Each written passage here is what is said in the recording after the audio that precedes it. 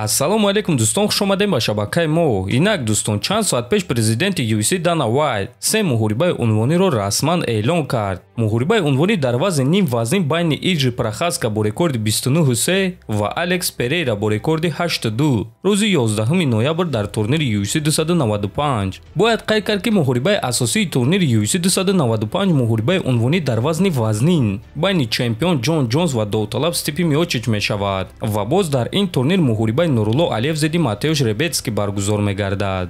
Муҳорибаи унвонӣ дар вазни нимёна байни чемпион Леон Эдвардс бо рекорди 21-3 ва довталаб Колби Ковингтон бо рекорди 17-3 рӯзи 17 декабр дар турнири UFC 296. муҳорибаи унвонӣ дар вазни 57 кг байни чемпион Александр Пандожа бо рекорди 26-5 ва довталаб Брендон Ройвал бо рекорди 15-6 рӯзи 17 декабр дар турнири UFC 296. Чӣ гуна ки фаҳмидем дӯстон, дар турнири UFC 295 ду муҳорибаи унвонӣ мешавад ва дар турнири UFC 296 низ ду муҳорибаи унвонӣ хоҳад шуд. Акнун бошад дӯстон, мегузарем ба дигар хабарҳо аз ҷаҳони ММА. Лайкро зер кунед, мо бошад наворро оғоз мекунем. доруҳое ки айни замон шумо дида истодаен доруҳои гиёҳии босифат аз ширкати шифофармо мебошад ки шумо имконият доред ки ҳамаи ин доруҳоро бо нархи арзон дастрас кунед. доруҳо барои хунукзадагӣ ва қавӣ кардани мардонагӣ, барои фарбе ва харобшавӣ, барои ришу мӯйсарбарорӣ, барои дарди дил, дарди мушакҳо ва ҳамчунин равғани сиёҳдона ки пайғамбар саллаллоҳу алайҳи васаллам гуфта буд ки ба ғайр аз марг ба ҳамаи дигар дардҳо даво мебахшад. худи ҳозир ба номерҳои дарои экран буда занг зада доруҳои даркории худро харидорӣ кунед ва ҳатман аз номи канали Паҳлавон гап занед. ҳамин гуна шумо ҳам доруҳои даркории худро ба даст меоред ва ҳам канали моро сахт дастгирӣ мекунед. яке аз проспектҳои вазни сабуки UFC Грант Доусон боварӣ дорад ки то соли 2025 чемпиони нави UFC дар вазни сабук мешавад. биёин суханҳои ӯро гӯш мекунем. ҳозир маро муҳориба зидди Боби Грин интизор аст. баъди Грин мо бо Дэн Хукер ҷангидан мехоҳем.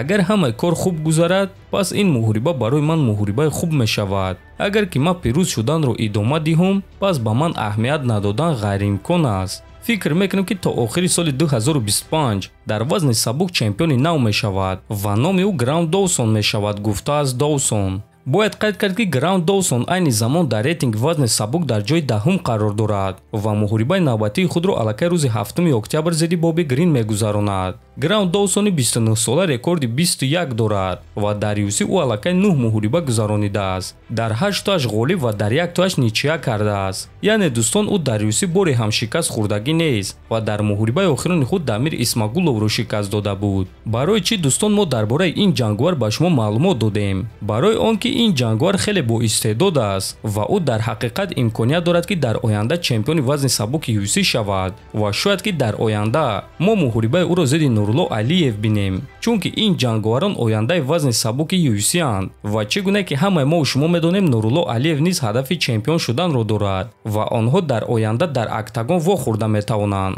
ҳамчунин бояд қайд кард ки стилҳои онҳо хеле монанд аст. барои ҳамин дӯстон ин ҷангварро назорат кунед ва чӣ гуна ки дар боло қайд кардем, онҳо ояндаи вазни сабуки UFC анд. топови ҷангвари вазни сабуки UFC Матеуш Гамрот оиди рақиби дар пеш истодаи худ Рафаэл Физиев фикрашро баён кард.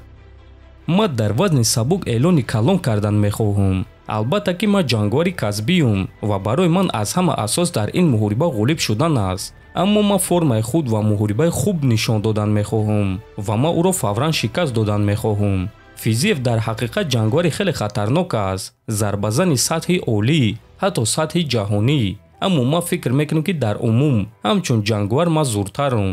рост дига барои ман фарқ надорад ки рақиб чӣ гуна ҷангвар аст. ман Рафаэлро эҳтиром мекунам. аммо малакаҳои гӯштинии ман любой зарбазанро шикаст медиҳад, гуфтааст Гамрот. ногуфта намонад ки муҳориба байни Матеуш Гамрот ва Рафаэл Физиев аллакай шаби 23 ба 24 сентябр дар турнири UFC Fight Night баргузор мегардад ва муҳорибаи онҳо муҳорибаи асосии турнир хоҳад шуд. айни замон Матеуш Гамрот дар рейтинги вазни сабук дар ҷои 7 қарор дорад. ана рақиби ӯ Рафаэл Физиев бошад дар ҷои 6 қарор дорад. дӯстон, ба фикри шумо дар ин муҳориба кадоме аз онҳо ғолиб шуда метавонанд? фикротона дар комментария нависен. ҳатман дар канали мо обуна шавен. то боздид, хонободу сарбаланд бошен.